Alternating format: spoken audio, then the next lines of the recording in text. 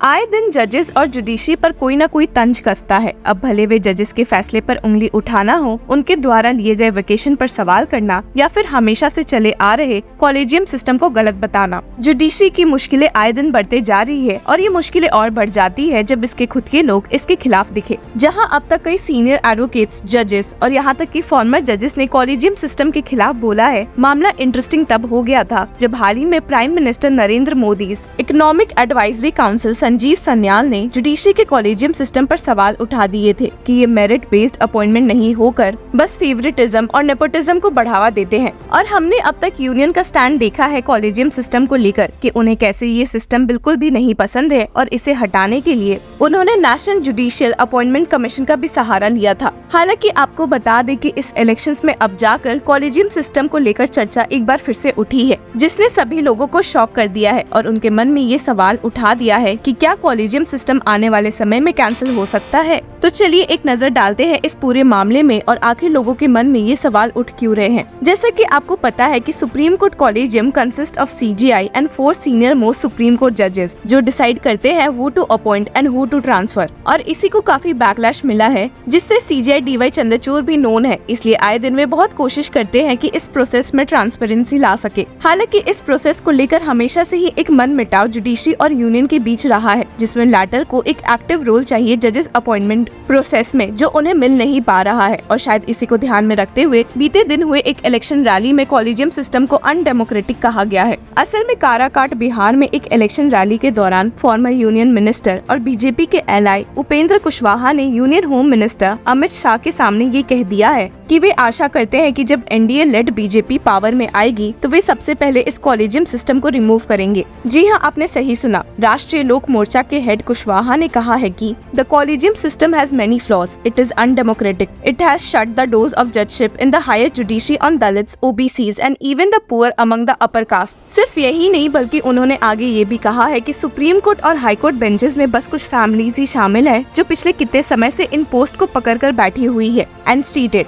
if we look at the composition of the bench in the Supreme Court and the High Courts, it is dominated by members of a few hundred families. A reason why the anomalous system has been criticized by no less than the current president and her predecessor. यहाँ पर उन्होंने national judicial appointment commission bill का भी point उठाया, जो कि collegium system को replace करने के लिए आया था, पर उसे बाद में खुद सुप्रीम कोर्ट द्वारा वॉइड डिक्लेयर करके हटा दिया गया। और इसके बारे में दुख जताते हुए कुशवाहा ने कहा, for some reason it was struck down by the supreme court. Supreme court आए दिन सिर्फ एक इस NJAC की वजह से काफी बैकलैश सहती है कि पता नहीं आखिर उन्होंने क्यों इसे अनकॉन्स्टिट्यूशनल और वॉइड डिक्लेयर कर दिया था। तो चलिए एक नजर डाल ही लेते हैं इस बात पर कि ऐसा उन्होंने क्यों किया था। इन अगस्त 2014, parliament pass the constitution 99th Amendment Act 2014 along with the NJAC Act 2014 providing for the creation of an independent commission to appoint judges to the Supreme Court and High Courts to replace the collegium system। और साल 2015 में supreme court ने इस amendment और NJAC act दोनों को unconstitutional declare कर दिया था।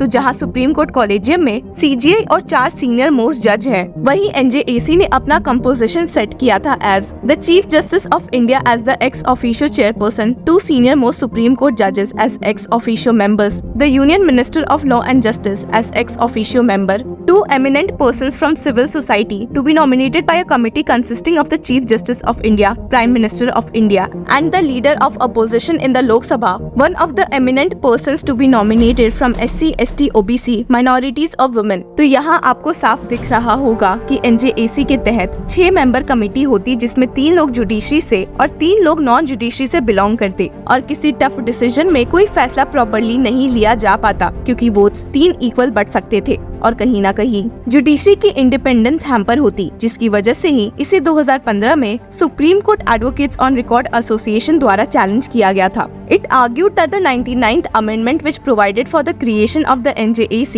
took away the primacy of the collective opinion of the Chief Justice of India and the 2 senior most judges of the Supreme Court of India, as their collective recommendation could be vetoed or suspended by majority of 3 non-judge members। और वही ये भी state किया गया था कि 99th Amendment amendment severely damage the basic structure of the constitution, जिसमें judiciary की इंडिपेंडेंस को बरकरार रखना काफी जरूरी है। आपको ऐसे ध्यान भी होगा कि अभी कुछ दिनों पहले ही एक प्ली ऐसी भी आई थी CJI DY चंद्रचूड़ के सामने, जिसने ये कॉलेजियम सिस्टम को हटाने की ही मांग की थी और कहा भी था कि वे NJAC को वापस से रिकंसिडर कर ले। ये प्ली और किसी ने नहीं बल्कि सुप्रीम कोर्ट रजिस्ट्री के सामने फेमस एडवोकेट मैथ्यूज नेदुम्परा ने फाइल की थी। हालांकि सुप्रीम कोर्ट रजिस्ट्री के इसे डिसमिस करने के बाद भी वे सीधे सुप्रीम कोर्ट जा पहुंचे थे, वापस से ये सेम मांग करते हुए। In a 6-page order, Supreme Court Registrar Puneet Sehgal explained that the collegium system had already been upheld, while the NJAC, which gave an equal role to the government in judicial appointments, had been struck down by a constitution bench in October 2015. A review plea against the judgment was also subsequently dismissed in 2018.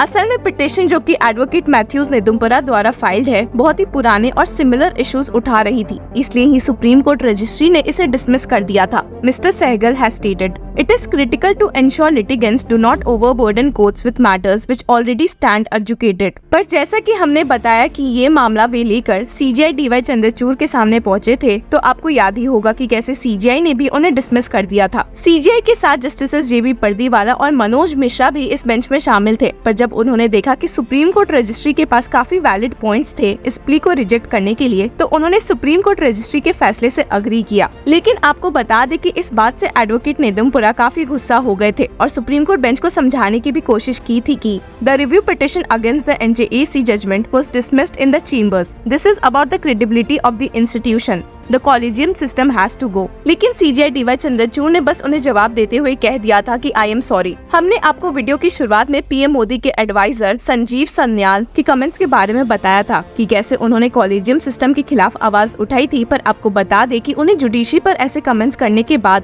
काफी backlash भी मिला है, जिसमें खुद supreme court जजेस भी शामिल थे। जैसा कि आपको हमारे पिछले वीडियो से ध्यान भी होगा कि सन्याल ने जजेस के वेकेशन लेने पर सवाल उठाया था, जिसके एक हियरिंग के दौरान पलट जवाब देते हुए जस्टिस दीपांकर दत्ता और सतीश चंद्र शर्मा की वेकेशन बेंच ने बहुत दुख व्यक्त किया था और कहा था कि very unfortunately despite efforts being put in by जजेस, इट इज सेड दैट जजेस work for very few hours. और वहीं उनके कॉलेजियम सिस्टम के खिलाफ दिए रिमार्क्स का पलट जवाब देते हुए सुप्रीम कोर्ट के सीनियर एडवोकेट श्रीराम पंचू ने कहा था, "You are not alone in being critical about the collegium system. Many leading voices clamor for change and improvement, but they are also clear that while judges should not have exclusivity in the selection process, they must have primacy. No one wants to go back to the emergency days of a committed judiciary, meaning by which a judiciary is committed to the government, but we can pool thoughts together and come up with a good efficient system that enables different voices, including the governments, to be involved. On the point that we must choose the best, there can be no disagreement." तो देखते हैं कि क्या elections के बाद collegium system में एक सुधार देखने को मिल सकता है या नहीं। इस बारे में आपकी क्या राय है, हमें कमेंट सेक्शन में जरूर बताएं। Until then, keep following law चक्रा।